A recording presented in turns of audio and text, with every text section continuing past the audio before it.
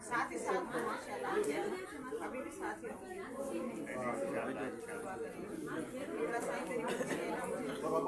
बीस बाईस साल की है उसको मतलब उसका वो तो रहते हैं और पूरे साल ज़्यादा थे उसको बोलने पड़ते हैं रिश्ते भी बहुत आते हैं लेकिन कोई ऐसी चीज़ नहीं रहता कराची आए जैसे आप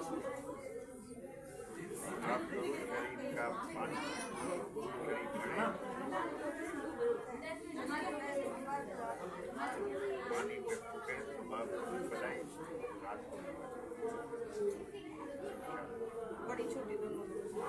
कितनी तादाद 7 साल उसके अंदर बहुत अच्छी बच्ची है लेकिन वो झटके पड़ते हैं कहीं भी गिर जाते हैं बाजू टूट जाते हैं सर पे चोट लग जाती है किसी को पता नहीं होता नहीं आप उसको डॉक्टर को दिखाओ झटके फिर देखो मिर्गी के भी पड़ते आप डॉक्टर को दिखा पहला 3 तलवार पे है ना डॉक्टर बाहर से आते हैं उस पर दिखाया था फिर उसने पूरी सिटी स्कैन करी थी उसने बोला उसको डिप्रेशन में आ रही इसलिए कह रही कि आप फिट हो जाएंगे माशाल्लाह बच्चे अल्लाह खुदा करेगा